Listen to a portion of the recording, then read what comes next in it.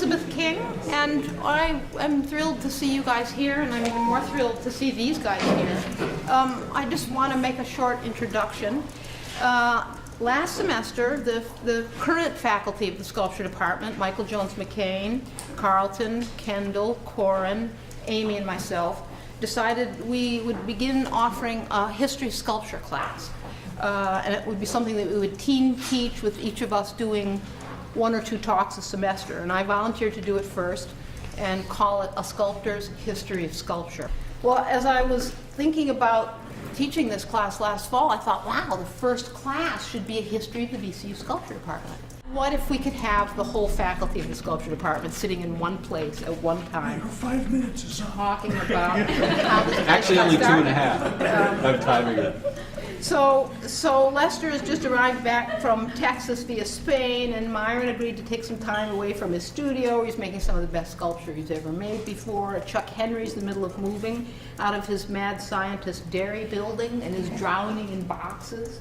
And Harold North and Connie Brown helped me find the archives and find the materials and start putting together some images that could go with this talk. So here are some artists who came together to make a school. These are the people that hammered out what this program is, and these people have spent, each of them, around the order of 30 years or more building the reputation of the VCU Sculpture Department. So rather than introduce them individually, I thought I'd let them introduce themselves. And so they'll each do that for about 5 minutes, and then they've agreed to have a conversation among themselves on a wide-ranging series of subjects. What is sculpture? What is teaching? What should students be doing in art school?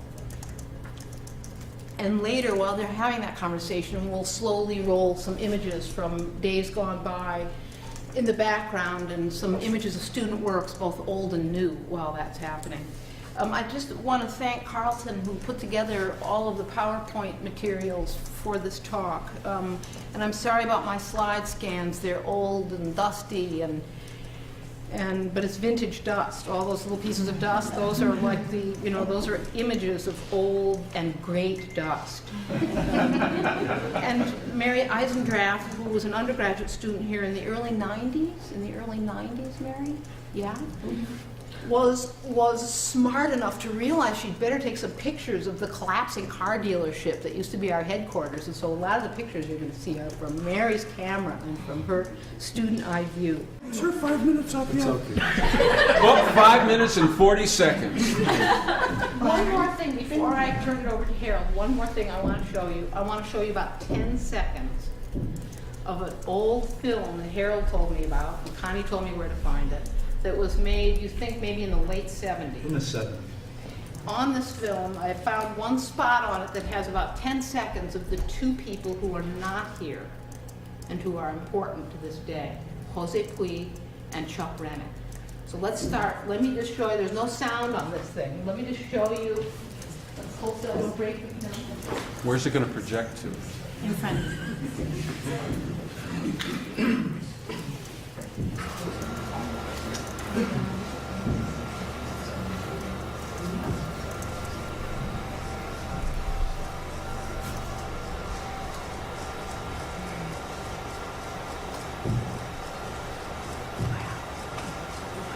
Chuck Rennick.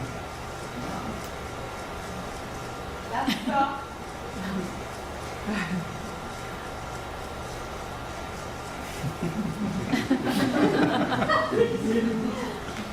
And this is Jose.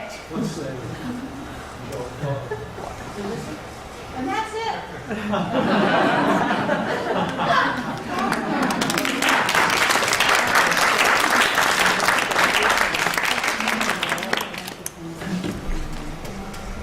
I would open by saying to you, keep careful records of your lives, because if you ever get into one of these reminiscences like this, it's a godsend to have this basic information.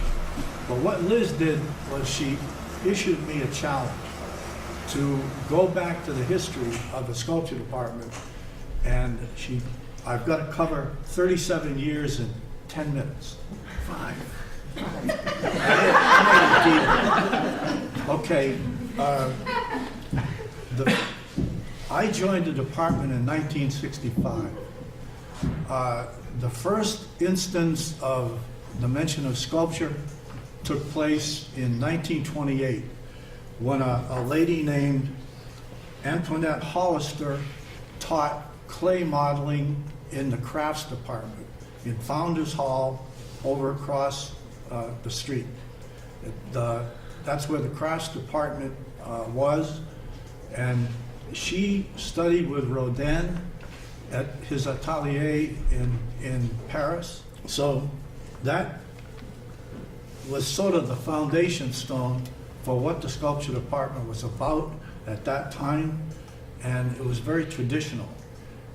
It was the materials that were used was wood, stone, clay, and casting. The next person who appeared was Federico Ligonali, and he was an Italian gentleman who was classically educated in the Royal Institute of Fine Arts in Lucca, Italy. You can still see a piece of his work. There's a bronze piece of Christopher Columbus that's out in Bird Park. The next person was a man named Wolfgang Veal, and he went by the name of Ted because nobody wanted to call him Wolfgang. And he also came after World War II, and he had been educated at the Academy of Berlin and was Chuck Rennick's teacher. Beale stayed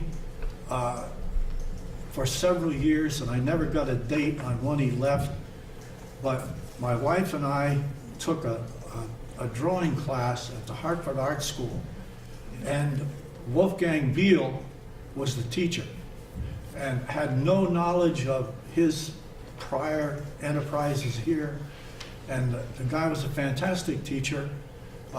He taught a drawing class that did a wonderful job. And then when I got here, I found out that he had a big history of being here.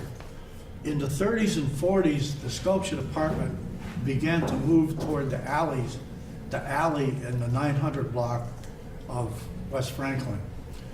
And it became a community of happily working students. They occupied all the carriage houses they could get into, the basements, the garages, and 916 West Franklin became the headquarters. One thing about the sculpture department that you need to know, it was a bit of a covert enterprise because nobody knew where the sculpture department was. Nobody knew what the sculpture department was, but we all did, and in particular, Chuck. And Chuck was a gamer, and he had it figured out what you needed to do here to get by. And so everyone developed a real straight-face act where someone who was in charge would come over and say, "What are you guys doing here?" And just look at him blankly, roll your eyes and say, "Hey, we've always been here." And that's the way we got by. Anytime a building moved people out, we went in, cleaned up the floor, painted the walls white, had a crit room or studios. We even had a studio under what was a police department at that time. Again, the department was pretty traditional in what they did, what the materials were that they used, and what kind of imagery. But one of the things about Chuck was that he was incredibly committed to each student that was a part of the department and did everything under the sun to have each person find what it was that made them an artist and to develop it. This went on until '68 when we became VCU, and Chuck joined the gentleman who was the dean. When we got VCU became VCU, along came all the things that make a university: tenure, meetings, committees, reviews, and so Chuck went to help the dean as the assistant dean because he knew the game plan in the whole what had been RPI, and he quickly found out that adding columns of figures was not his game, and he came back to the department and spent the rest of his time here as a happy teacher. And when I joined the department in '65, I doubled the department because up to that point, it had been a solo affair with Chuck. And so we spent 3 years, and he sort of indoctrinated me in the way things worked here. The roll of the eyes and the standard kind of statements. And in '68, when he became the assistant dean, he asked me if I'd take the department. I had gotten on here as a full-time faculty member and a full-time graduate student because I had 10 years of professional experience. I was an industrial designer. I went to RISD. I worked for 10 years in the game, in industry, in consulting offices. I was working for an architect and decided to enlarge my life. And I've been making sculpture for 10, 15 years and painting.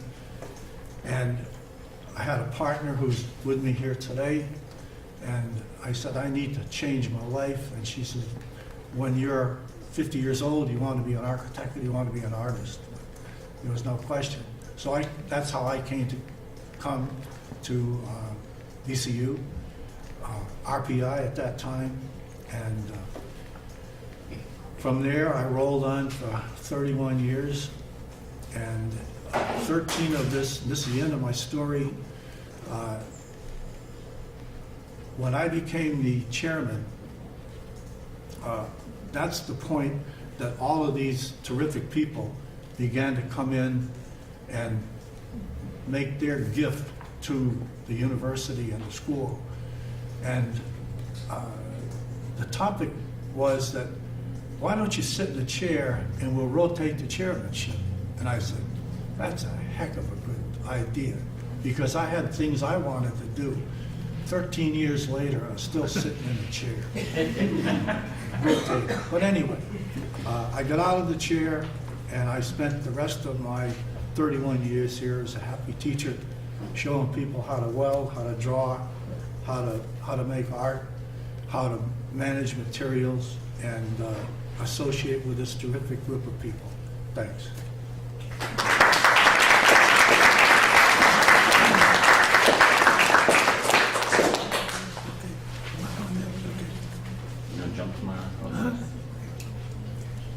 Hello, my name is Myron Helfgott. Please excuse the voice, it's a little weak. Let me talk about me for a moment. I was a terrible high school student, just god-awful. I went to the University of Illinois School of Architecture because they didn't have a language requirement in architecture. So I spent 3 years there, and then after 3 years I realized I didn't know how to solve an architectural problem.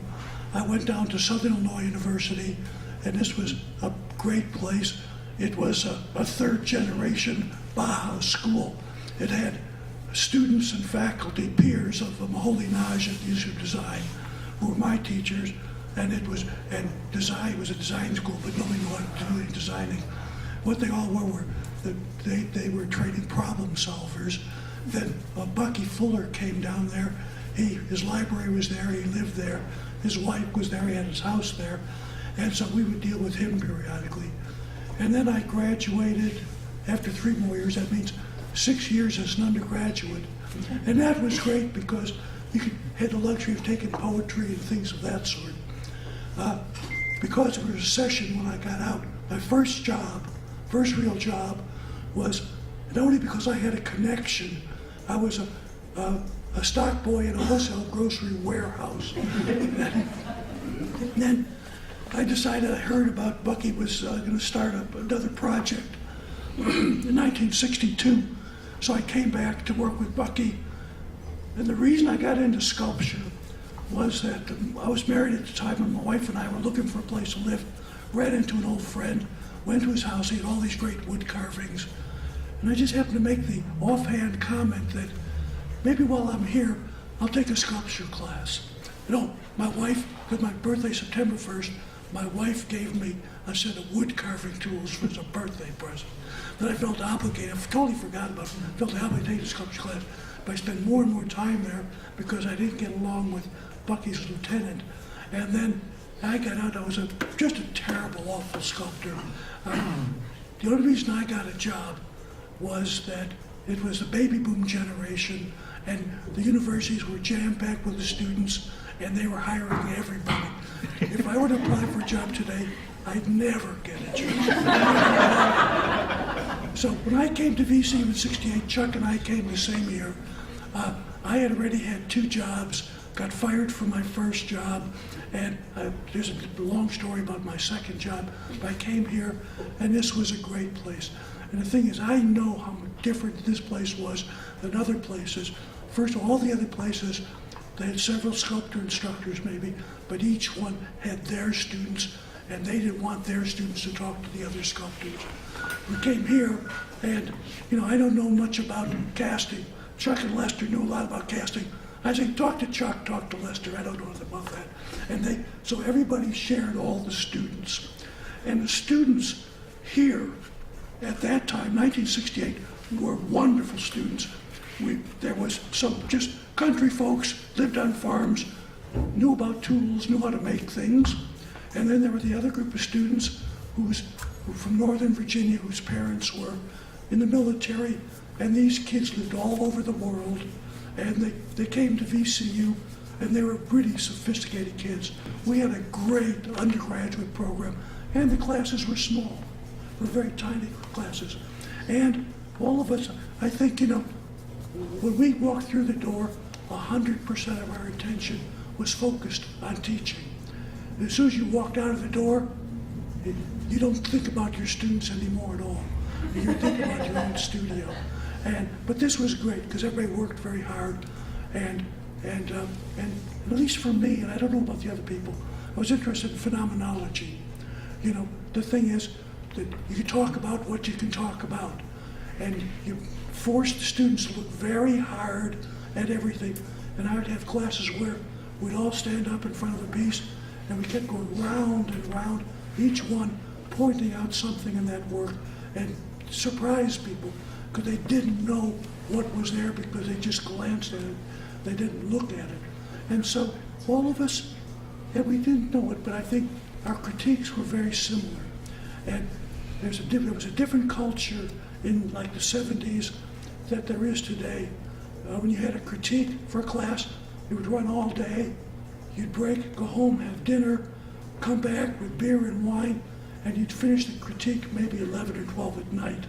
And everybody, this was what they were most concerned about. People, this is what they lived for, they loved it. This is a mixed place. Language has its own rationale, and you can rationalize anything with language.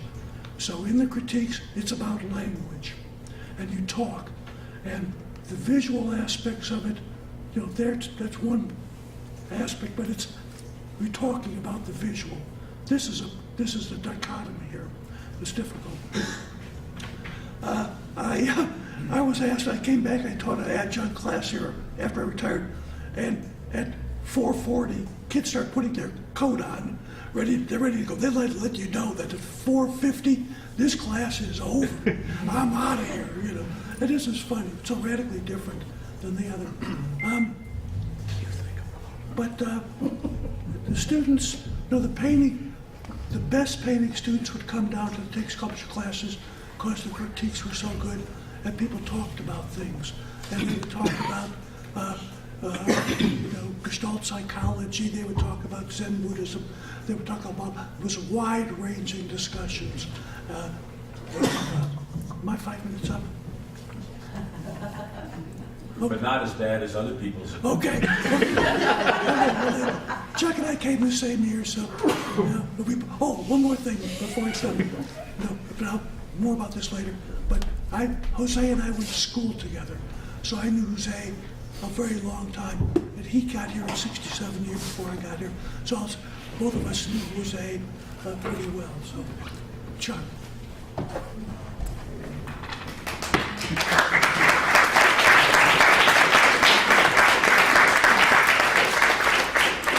Hit the button. Oh, you want the button? There you go, sir. Just the right arrow Yeah. makes it forward. Computer check. I know.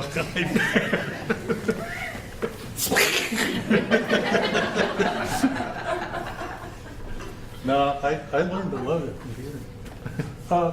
I came here in '68, right out of grad school at Cranbrook, where I studied with Julius Schmidt, and he was great. He taught us everything that was possible to do in the foundry. And I came here, and at that time, there was a need for a foundry person, so I ran the foundry for a couple of years. And it's soon yesterday was predicting tomorrow, and I kind of had a lot of curiosity about other ways of making art. So I kind of jumped into a whole number of other regions that other than the foundry, and just played with form and played with geometry. And my interests have always been with the living form, severe geometry, and music, and built musical instruments. And recorded them, built a synthesizer and a control system for controlling many parameters of a synthesizer. Developed a way with another guy in Washington to be able to display sound, and to hear the sound is one thing, to see the sound is another thing, but when they're going together, it's totally more than the sum of the parts. And I was really infatuated by that. And this is like a 3-color oscilloscope that I developed with a guy in Washington, and developed a way of making sound and displaying. During the early 70s, there was a lot of interest in the Great Pyramid.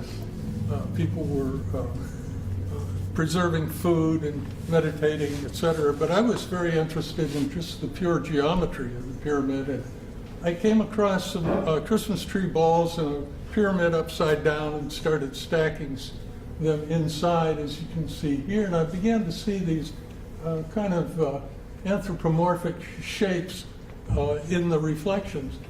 And so I experimented more with different configurations of clusters. And this is a cluster of 10 with a mirrored pyramid on top that I computer generated, but I made some holograms based on that geometry. And this is a kind of large mosaic that was in a piece at the Virginia Museum.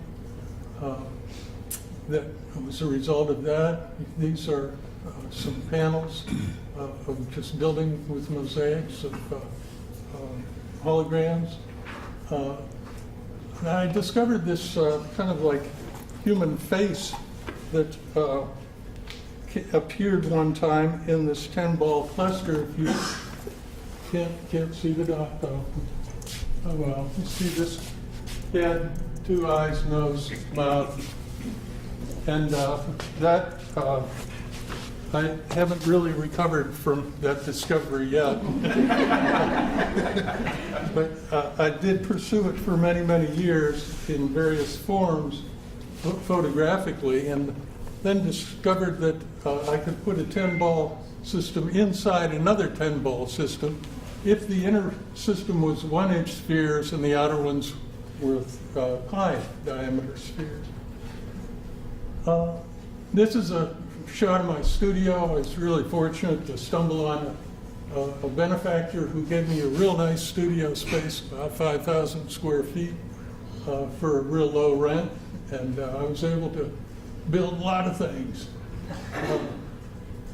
These are spheres like in the 10 within 10 system. Here's another shot.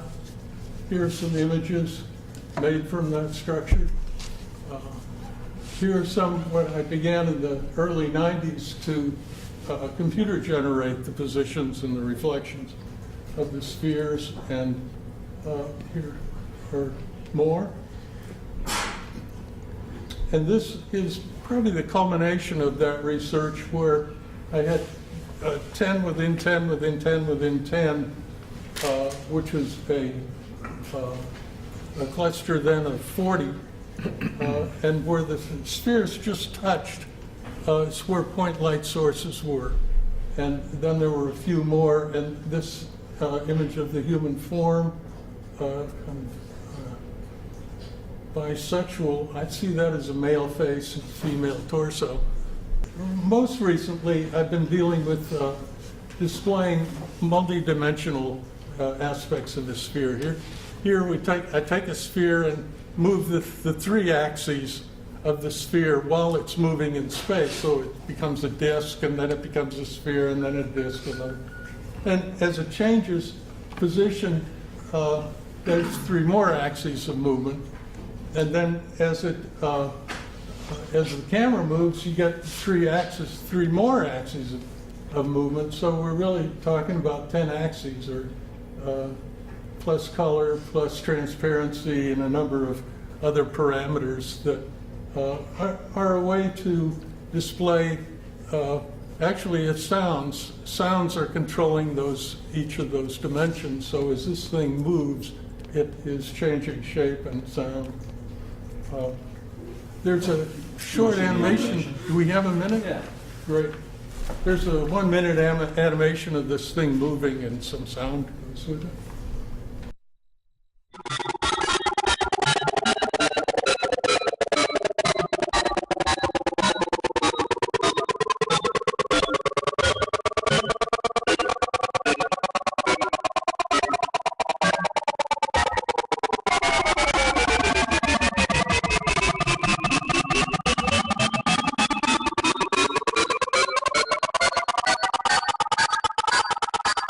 Can I butt in and tell a story about Chuck? I have to do it.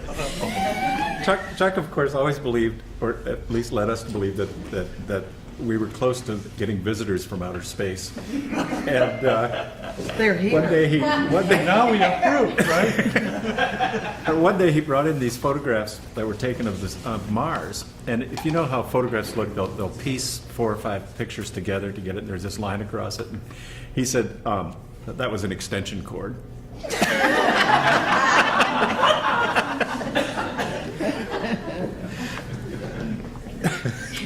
There was a whole lot in the 70s and 80s. My memory banks just fell right off. A lot going on that space. Chuck, did you have all those pyramid hats? Shoes. Shoes. So when we give the Truth and Beauty Award each year at Jose Puig, Oh, yeah. it's a pyramid, Yes. and it's in honor of Chuck. Cast tin pyramid. Because we get ingots here of tin. No, but Chuck was responsible for the title of the student art space out here at the Paris building, the Truth and Beauty Salon. I had a couple others too. Gallery, schmallery. Is the big piece of bronze that you did still over in the... Yeah, I'm waiting on that. It's still there. There's murmurs of some. Chuck cast a huge piece of bronze that's over in the... That was the first line. In the theater department. And it taxed the entire foundry and all of us around it to accomplish. Now that one I didn't cast here. I cast that in Detroit, but the one afterward, Julia Schmidt had this way of melting a wax pattern into the sand and pouring it before the wax melt. Oh, boy. Before it solidified. And because if you poured it in there with the wax was solidified, it would blow the foundry up. Well, I poured about 2/3 of a piece, and the sprinkler system goes off.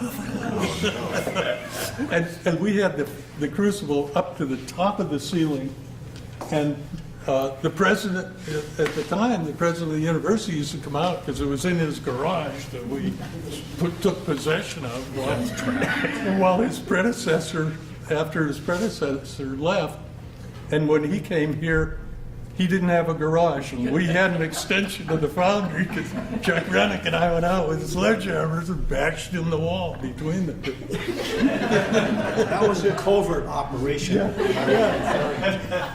And so there I was standing up there, and the flame coming out, and the sprinklers coming down. And we ran out of metal, so I had to remelt and then go back up and hope it didn't settle or set up, and it finally cast. But it's always exciting. The foundry is just a wonderland of excitement. I mean, you line up dominoes for months and months, and then you go in and you pour it. God, you think it's going to work? I don't know. I never had that experience. Well, you're blessed, Lester. On my Facebook page, I'm Lester Van Winkle, by the way. On my Facebook page, it says that I'm right-handed left voting and poodle loving. It also claims that I'm head amateur at amateur advice. And I always love that kind of notion about being in art school and handing out advice to people. I came here in 1969, exactly 1 year after the middle of the Summer of Love. And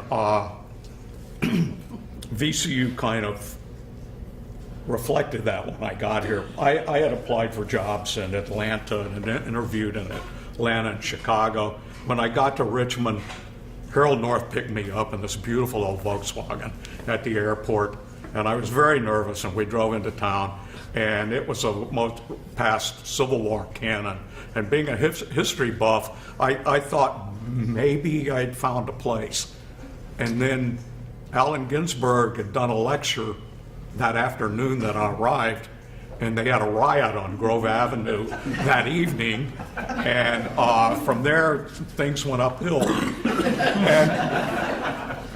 And in the late 60s, a lot of the big state-supported universities in the Midwest had been in a transition of becoming MFA mills, primarily for money and to add faculty and to get graduate faculty status to these kind of slovenly artists that they had on their. Anyway, that's what was happening, and almost all the undergraduate programs that I knew of, particularly in Ohio, Indiana, up through the Midwest, they were really neglected, the undergraduate programs. And when I got to VCU and I toured this place and saw what undergrad students were doing, to me it looked like, man, here's the ammo to put in everybody's guns in the country. I mean, really brilliant kids and hardworking. And the faculty were keeping, not me, the faculty that was there, were keeping these kids busy enough that they didn't have time to get in trouble or get diverted. And it was a very wonderful professional atmosphere. And when I got here, the faculty, it was different from any faculty that I had seen before. Everybody was working. Everybody was maintaining studios, and they were in them, and they were hitting it. And they're very professionally oriented.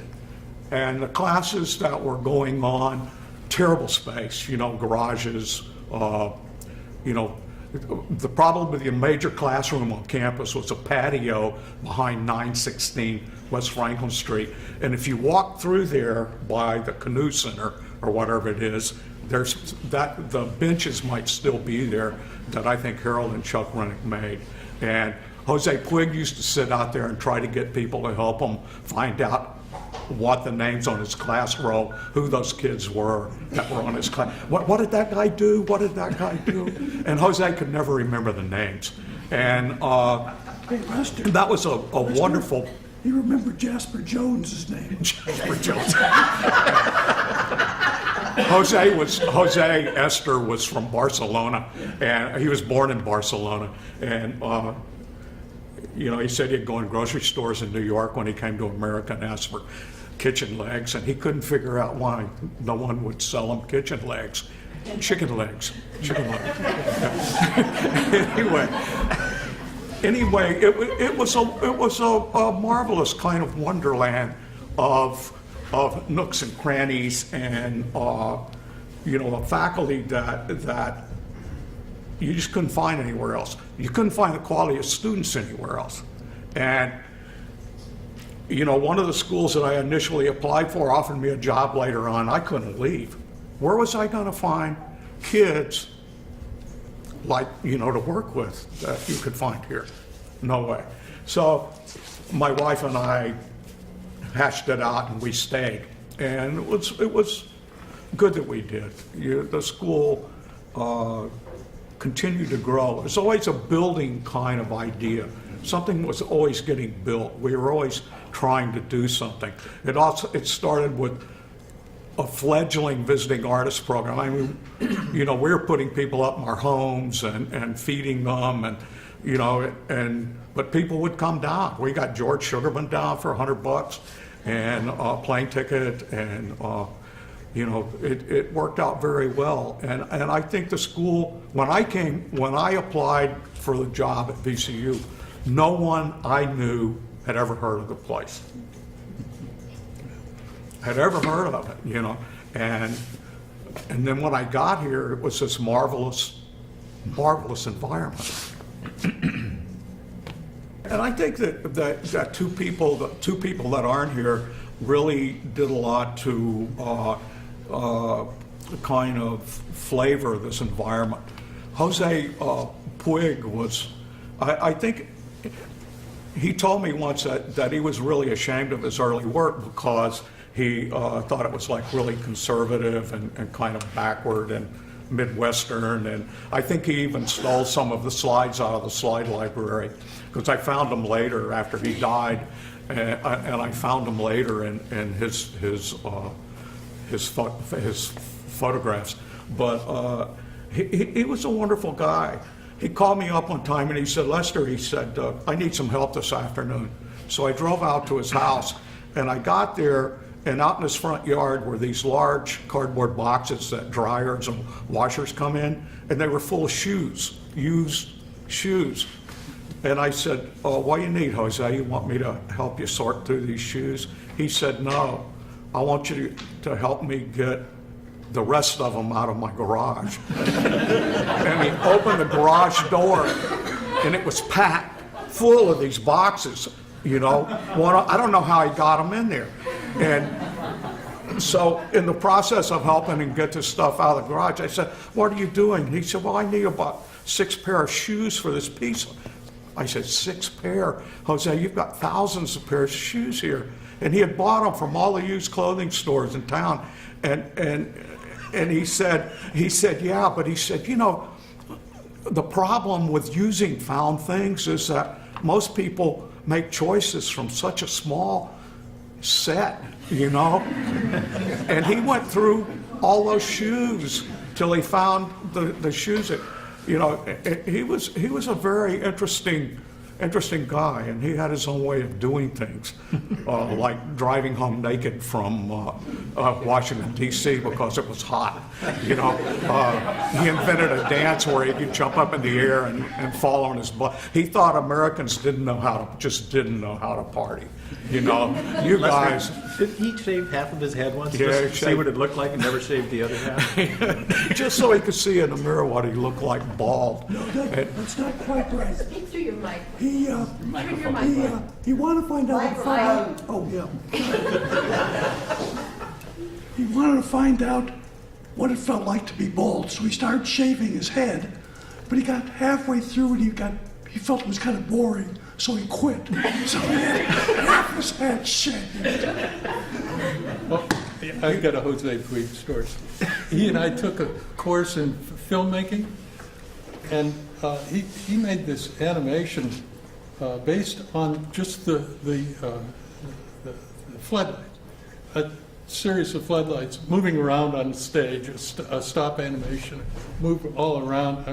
The final product was beautiful, but he spent all night shooting one at a time, go out, move them, click. We had just gotten a 16 millimeter camera in the department, and so he was getting used to it. Well, in the morning he opened it up, the camera up, and it was like spaghetti in there. It just came all out. So he had to redo the whole thing. He was teaching a class one day, and he told this kid, he said, you can't criticize this other student because she makes things that look like 19th century art. You know, she goes back in time to get inspiration. And he said, well, you think you're more modern because you go back 10 years. You know, but you're still going back. Both of you are going back. You're doing the same thing. He said, and the problem is neither one of you go back far enough. You know, which I thought was a pretty interesting point of view. I have a Jose story for you. We had a gathering at my house one night, and the topic of astrophysics came up. And Jose began to talk, and Jose was brilliant, absolutely brilliant. And he explained Einstein's theory of relativity, and I'll be damned if I didn't understand it. Well, he was a math undergraduate. Engineering. Engineering got boring, and that's when he switched to the art school. Well, remember what Einstein said, that the most powerful force in the universe is compound interest. So when you're paying off your student loans, out there, when you go on the other side of the wall where it's mostly earthlings,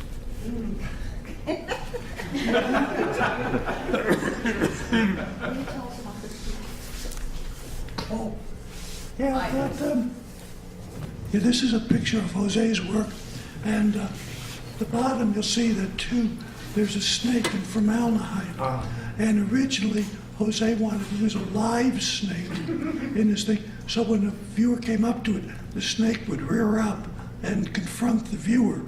Well, it didn't work as planned, and this really upset Jose, where he had to kill the snake, chloroformed it, then put it into this tube. So that's the reason the snake is at the bottom of this thing. But originally, he intended it to be a live snake. And then the candles were lit, blah, blah, blah, blah. You can see the rest of it. This upset a lot of people, that piece. Maybe, I don't know. yeah. Am I up? You know, I thought we were talking about how people teach, and I thought I'd go back a little bit before I came to VCU. I was at the University of Wisconsin as an undergraduate, and I was originally an art education major, and then I became a ceramicist for a while. And while I was taking my ceramics class, I had a teacher named Bruce Breckenridge, who's a beloved ceramicist who was at one time associate curator at the Museum of Contemporary Crafts, and it also had a studio with Peter Volkos in California at Berkeley before he came to Wisconsin. So one night I was sitting on the floor and I was making little molds of some things for my ceramics project, and Bruce came in through the window. It was an English basement. Came in through the window, and I mean knee walking drunk. I mean totally plastered. And he looked at me and he looked at what I was doing and he walked over everything I was doing. He just broke everything I was working on. And then he roared with laughter and he went, "Berkeley, huh?" And just ha ha ha, and went in his office. And this was my mentor, okay? So, I mean, I didn't know what to do. And I'm going to refrain from foul language here, but there was a lot of it at this time. So he came back out and he said, "What the F do you think you're doing?" He said, "Get the hell out of my class." He says, "You don't belong in here." He says, "Get out of here until you can figure out what you're supposed to be doing." And he threw me out of his class. So I left all of my classes for about 2 weeks. It was, somebody just pulled the rug out from under me completely. And all I did was I did drawings for 2 weeks and trying to figure out what was it in my persona that made my art something, how did I get myself in it, what was I stealing from other people, etc. Went back to Bruce with a stack about this big of drawings, kind of my tail between my legs. And he was a funny guy. He goes, yeah, he's all right, come on, get over here. Took me upstairs, took me to Richard Reese in the sculpture department. He says, Richard, take this guy, he doesn't belong down there, he's a sculptor. And that was it. That's how I became a sculptor. But it always interests me that he had I don't know if he had the courage or if he was just drunk enough to do it, but to see that in a student and to be able to be that definitive to make that choice that I would have probably never made by myself. And he's still alive, and I see him pretty often, and piss and moan at him every time I see him. But anyway, it's great. But that was sort of how I started sculpture, and then I went to graduate school at the Maryland Institute, the Reinhardt School of Sculpture, and about a year after working as a rigger and a bartender and some other things there, I was out looking for jobs, teaching jobs, and one of the jobs was at Virginia Commonwealth University. So I went up to the room where they were supposed to be for my interview, and they weren't there, which was, now that I've been here for a while, I understand that perfectly. But so I went down in the lobby and looked all over for Harold or any sign of anybody. I couldn't find anything, so I just said, to hell with it, I'm not getting a job, and I went on vacation. Well, I came back and there were notes all over the place. Call VCU, call VCU. So I did, and ended up coming to campus, and I flew into campus from Baltimore, which is pretty funny. One of these planes like this. Showed up, and Harold, of course, with the famous old VW, picked me up. Halfway here, the VW broke down. We had to crawl underneath and put the belt back on it. It was about 110 degrees. I was wearing a suit with the one shirt I had, and just drenched in sweat, and came in for an interview. And I'll never forget, it was so incredible because I had interviewed at probably 5 or 6 or 7 other places, and this was different than any other interview. It was a day-long conversation, sitting around that famous picnic table, and the students would come up and they would ask me. Sometimes I talked to the students, sometimes they did, but it was all part of this kind of community of discussion that was going on. I never actually felt like I was interviewed like I was at other places. And at the end of the day, I think Myron said, do you have to get home tonight, or you want to stay here and go to a party?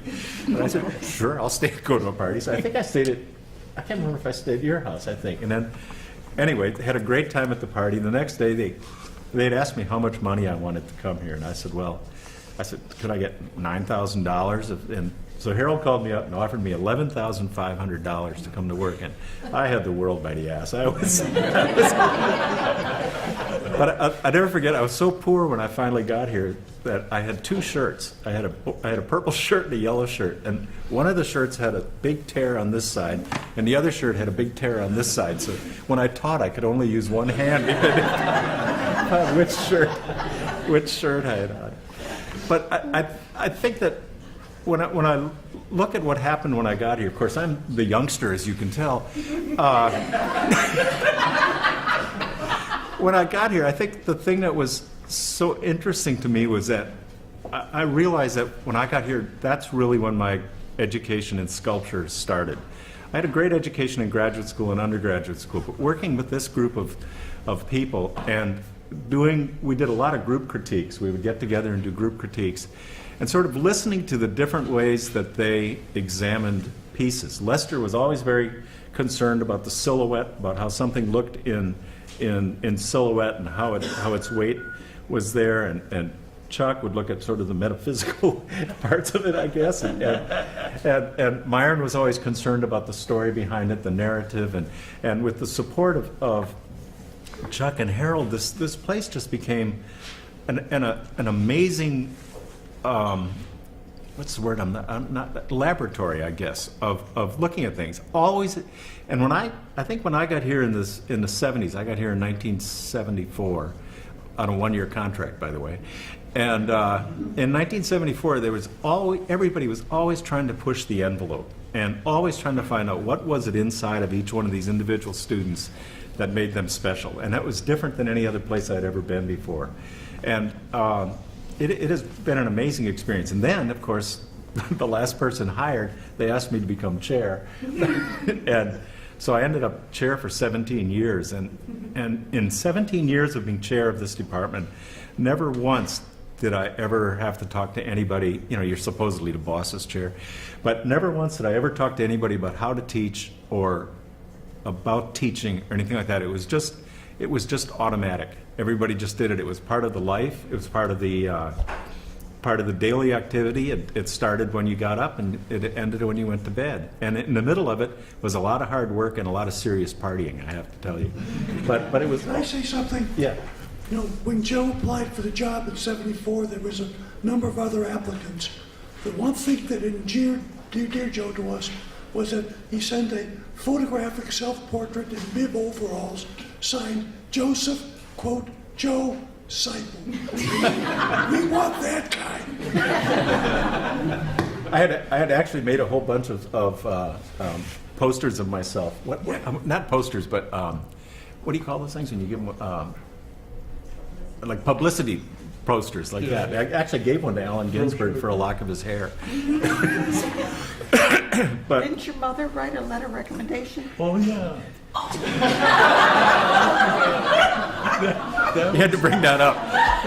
I found out after I got into graduate school at the Reinhardt School of Sculpture, about a year after I got into graduate school, somebody said, well, the reason you got in was because of that hilarious letter you sent from your mother. Or that letter that we got from your mother. And I said, what are you talking about? And somebody, as a joke on me, had sent the graduate committee a reference letter signed by my mother. It was not my mother, but it talked about Joey being a good boy, and he helped with dishes and made his bed every day. And that's how I got into graduate school. So between that for graduate school and my stupid picture for my job, there we go, the story of my career. But I will say one thing. When I got here, and they alluded to the fact that this was that the place, that nobody had heard of the place.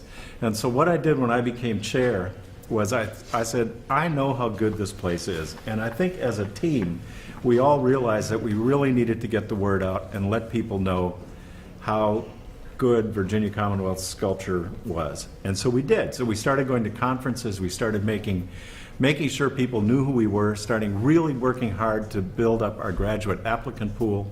And when we did this, we had no money. I mean, the 3 or 4 of us would share a hotel room and sleep on the floor because we had $200 or something like that to go to a conference. Mr. Snored. We had Beer in the bathtub. and that's right. And then we'd put beer in the bathtub, invite people up to the room, and it worked somehow. And I remember the day that we were ranked #1 by U.S. News and World Report, and I had just gone into the dean's office as senior associate dean, and Myron had taken over as chair. And so I think a day after Myron took over as chair, they announced the #1 ranking for sculpture, and he said, see, we got rid of the dead wood, and here we are. Joe and I went into a liquor store on Connecticut Avenue in D.C. to prepare for one of our parties at the CAA conference, and we got 13 cases of beer and a bag of pretzels. You got pretzels left over, Lester? Anyway, so it was sort of that. It really was just making sure that people knew how good we were, and I think now that's come to fruition and has continued under Amy and Jack and everybody else in the sculpture department. It's here now, and it's great. It's a terrific place. Oh, one of the guys that in here that I think had a lot to do with how instruction and teaching and everything occurred in the sculpture department was Charles Rennick. And Rennick had and I think in a lot of ways he was Joe's mentor and Harold's administratively. But Rennick said that, well, any jerk can get by on the best work of his best kids. You know, he said, but, you know, the teacher who brings the back of the class up are the ones that are really doing their job. And I think that that kind of permeated things too. And that he could find, he was able to find something good in the most dismal, offhand pieces of student work you've ever seen. He could find really neat little things for kids to concentrate on. I don't know how he did it. I got to tell you 2 Chuck Rennick stories before I give up here. One of them was one of the faculty got angry with Lester one time and called him a son of a bitch. And Chuck said, yeah, but he's my son of a bitch. The other great story about Chuck was we were talking about this old building we were in, which was across the street. It was horrible. It was, I mean, students loved it, but it was just mayhem in there. There was no way out, no exit doors, anything. So the 3rd floor was condemned by the city. It was all the graduate programs were on the 3rd floor. So the provost at the time came up to Chuck and said, you have to get all of the students off the 3rd floor. It's dangerous. So Chuck said, well, her name was Elaine. They actually had come through the university together. They were peers as they went through. And he said, Elaine, I can't do that. We've already promised new students that they were going to come in. They're going to have to do this. She said, Chuck, you have to. And he said, Elaine, I can't. We have students coming in. We have to have that space. So she left, and about a week later, he got a memo from her, and it said that they were supposed to everybody was supposed to get off of that 3rd floor by October 31st. So Chuck sent her a memo back, and it said, Dear Elaine, I thought you'd like to know that some damn fool is sending around crank memos and signing your name to them. And she said, Chuck said she was kind of teary-eyed when she came back and talked to him, and he said, damn it, Elaine, can't you understand what I told you? We can't move. And she made him sign something that he would take full responsibility, and we had the space for years after that. Anyway. I was an art student when it was RPI, and that was in the 60s, early 60s. I got married as soon as I was finished with school, had too many babies, and around 1976, Lester Van Winkle told me that the sculpture department was looking for a secretary. So I went in to meet Harold, and he hired me on the spot. And Best move I've ever. I immediately took 2 weeks vacation and came back and stayed around for 31 years. I retired in 2007. I started out with Harold North as chair, and then it was Chuck Rennick, and then it was Joe, and then it was Myron, and then it was Lester, and then we finally got a really good-looking one. We got Amy. And what it says, I think, is that probably Chuck Henry is the smartest one on faculty. It's hard for me to even control myself. I would never be able to control. Well, I beg them not to. Please. Chuck Henry is the one who said to me, how about if we rotate the chairmanship? Smart guy. You'll notice an absence of pictures of Chuck in here, Chuck Henry in here. And I mentioned that to him earlier today, and he said, well, remember I was undercover most of the time. I'm going to write an expose. About the 2nd year I was here, Myron and Chuck Rennick had an argument over whether or not the faculty could have keys to the tool room. Myron arguing that... There's a toolbox. To the toolbox. So I'm in the audience. I just used the only John, and I walked out, and they're having this argument. And Harold's office had the only John.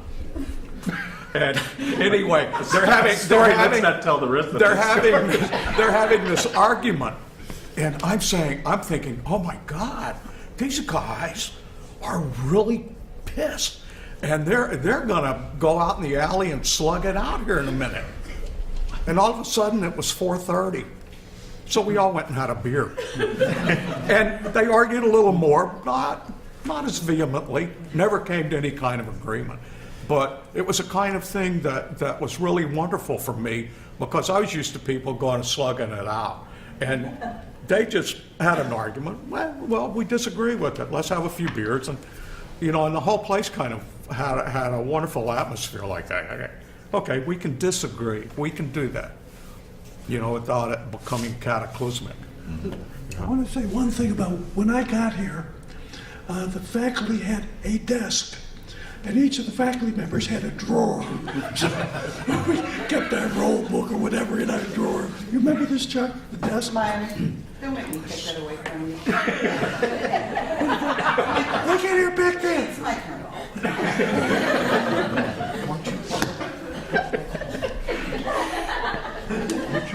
I was with these guys longer than I was with my husband. Myron mentioned earlier about the critiques in here during the 80s and 70s and how, particularly in this building, all of these are the building that was across the street that is now the bookstore, how great they were. And the funny thing is, all the students agree with that on Facebook. I'm in touch with so many of them on Facebook. And they start long conversations, long chats on Facebook about these fabulous critiques in the 80s. And they'll remember the time that Chuck Henry threw Jay Gibson out of his critique, or the time Myron made up this story they thought was true and they found out 20 years later was a lie, and they're still going on about that. So they were epic. And that, look at Joe back in the day. Yeah. Joe. Handsome devil. Where's your chainsaw?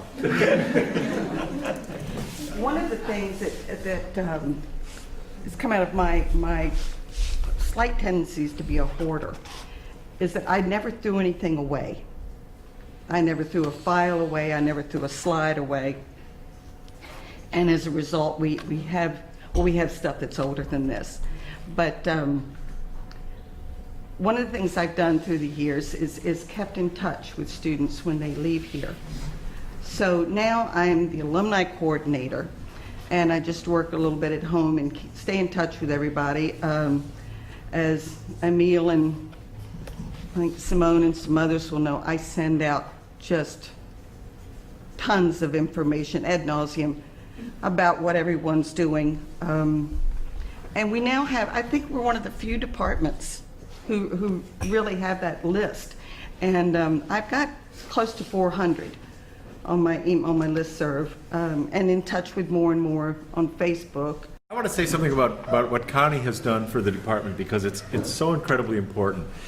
And this thing about keeping in touch with alumni. If we have a student who leaves the sculpture department and is moving to Salt Lake City or Chicago or New York or Los Angeles, Connie has access to people who are alumni, and they will immediately say, come on in, let them stay at their house, help them find a job, help them get situated. And I really don't know of any other department that has that kind of connection to the people who have left, and also the good feelings from the people who have left. And much of that is because of the kind of atmosphere, I think, that was in the office too. And much of that I have to give credit to Connie, because you could come in. Of course, that's when you could smoke cigarettes in the office and stuff. But no swearing allowed. She'd throw your ass out if you swore.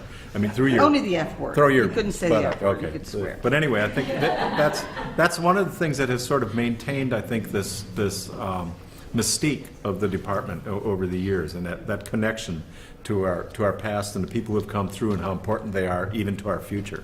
We had some adjunct people. One of them's name was Joan Watson, who was educated at Tyler. She's one of Little Skangus kids and a classmate of Reed Martin, who was a very good teacher, and she did a lot of work for us. Davy Det Thompson, the Fluxus artist, was in and out of our department, and did a lot of work for the sculpture department. And Carolyn Hinney, who is down in Florida now, I think, was a very large contributor to our game. Director of the School of the Arts now at Florida State. Yeah. Very good.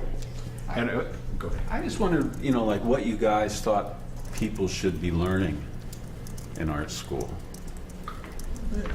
I had some thoughts about, the institutionalization of art is what we're all here trying to do, and it's kind of like an impossible task.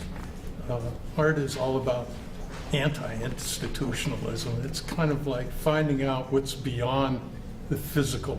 And I think what happens here, because of the numbers of people and the spirit of curiosity and creativity that goes on, people are more apt to make the discoveries if they work hard.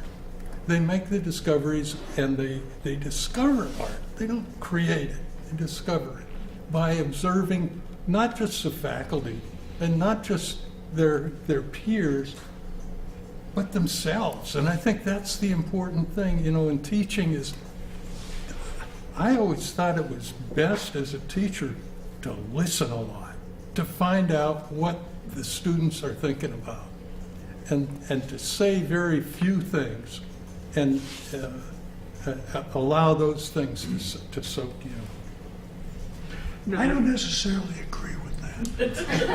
I don't agree with anything, but I've taught for forever, and I still have ambivalent feelings about where the idea of invention should come, if it should become the first thing or toward the end. If you should give somebody tools to work with and then they train them as inventors, or train them as inventors first and then for them to find the tools they need to do that. And I still have no idea. I think it depends on the person, and they're both right and they're both wrong. The other thing that, but over the years, I've, unfortunately, after I retired, that I put a great premium on, I wish I would have done more when I was on the faculty, is that prize, when the faculty person says, "What the hell is that?" That's the thing I wish I would have put more stock in. If it's crummy, if the thing is crummy, it's crummy because it's cliche-ridden. When you get students here, they come out of high school, they know what art is, it's full of crap, it's just junk. And when they get out of school, they don't know what art is, that's much better. And because nobody knows what art is, because it's a dynamic thing, it changes all the time, and hopefully none of us know what it is. If we knew what it is, we'd tell you. But A, we don't get paid enough to tell you, and B, we don't know. I think that's true, Myron. But all my friends know that the thing I talk about a lot is about John Lahr, who's the theater critic for the New Yorker, and he wrote a book now out of print, and the book is called Astonish Me. And he said, John Lahr is Bert Lahr's son, by the way, the lion in The Wizard of Oz. But the thesis of the book Astonish Me is that every time he went to the theater, he expected to be astonished. And if he wasn't astonished, that he didn't give a shit about the play. That's Joe and his mom there on the right. Oh, Joe's mom. Great picture. Joe's mom. Yeah. Art is, it's not self-expression. All the artists I know, they're a bunch of dopes. And so they cannot plan on the success of a work. What they say, accidentally stumble into it, and they say, "What the hell is that?" And those are the things that happen. But I don't think that, I think art schools they're too coercive, is what I think art schools are. And students that come in don't know what art is. I don't know what art is. You said that, though. Just for the record, I don't believe anything you said. No. 3 years is a very short period of time to try to get people in shape to get out of here. And students have to choose, I think students choose how good they want their school to be, or how good they want their class to be. And they got this sort of obvious choice to make about what they're going to require of themselves and what they're going to require of each other. And I think a lot of it is kind of a group dynamic that happens in critique rooms, and you can see it begin to build, that some students aren't going to take the easy answers, and you try to encourage them not to. And I think 3 years that we had kids in our undergraduate program with such a short period of time. Just giving them all the hard information you can try to give them, technical, it's difficult, but to try to get them to begin to become more analytical, to be more incisive in how they look at things, and to begin to develop greater skills about explaining how and what they see and what kind of conclusions they come to about what they're looking at. Somewhere in that mix is a wonderful kind of thing begins to happen. And I think that it has to do with the attention that's paid to the stuff that people do, that these are frameworks of ideas, these objects, that they're either more or less successful in executing their intentions on. Anyway, I think that we suddenly become to realize how important these things are. And one of the beauties that's I think's always happened at VCU, no one expected them to be perfect on a sophomore level. No one expected them to be perfect on a junior level. No one expects them to be technically perfect on a senior level. But there was always the expectation that the thinking grows, that the awareness of what one's attempting, the scope of those intentions, and that kind of mental awareness grows. And I think that was always probably one of the strengths of the program, that kind of, it's not quite a Socratic approach to formal criticism, but I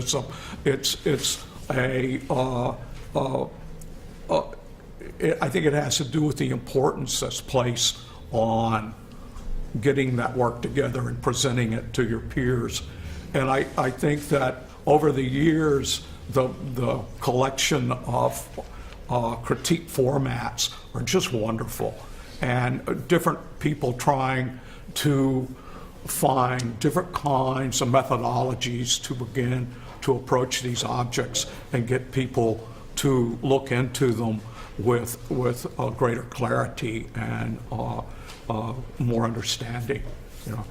I'd like to say something else, and kind of in deference to what Myron was saying, and partly to Lester too. I think art school does other things too. I think that what happens is you spend 4 years, 6 years, 7 years being very introspective. But I really think that there are very few disciplines other than the arts that give somebody that constant focus on who you are, what you're trying to say, how you feel about the world around you. And I think that's the value of arts education, and particularly good arts education, which I think happens in this particular department. One thing I want to add to that, and sorry.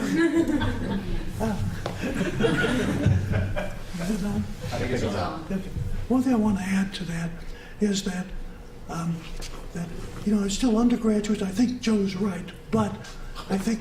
Did you get that on camera? I'd like that spliced out for myself, please. I didn't say Joe was right. I said I think Joe. But the other thing is, undergraduates are undergraduates, and there's a lot of information they don't know. And one of the things I started doing late in my teaching career is in my intermediate advanced sculpture classes, I just didn't say, just you go ahead and work, is that I would give a title of an exhibition, 4 exhibitions a semester, and say you're invited to participate. And it's the title that made them do some research in things that they hadn't thought about before. And the only one I could remember was Plato's Cave. And they would say, what's Plato's Cave? I said, you go to Google, type it in and see what comes up. And then they would read Plato's Cave. They'd come back and they were amazed, and then we'd have a critique of work that they never thought they could possibly do. So I think there were some things that the faculty could do to put them on the spot, to make them do some research also, in addition to what Joe said. Speaking of research, when you all leave here and go out the other side of this wall and come to grips with the earthlings out there, you know how they are. you know, 99, when you said 99%, it clicked something. Yeah, Uh, it's working. 99% of the objects that we encounter are made for the profit motive, Yeah. but except art. And I think that is a challenge in this culture, in this studio community environment, is how to overthrow the corporate dictatorship out there. And if you think it's not because of that wall that has been built to prevent you from curiosity, creativity, compassion, you haven't done your homework. There is a lot going on out there that's forcing you into a way of thinking that's very anti-evolutionary. And I think the arts are the only solution. You know, you can make bombs or you can make art to change the system. And I think making art is a much more powerful method. I think when you demonstrate, when you make your art, you demonstrate to others that it's possible. And that is very evolutionary. Amen. I think our time is up.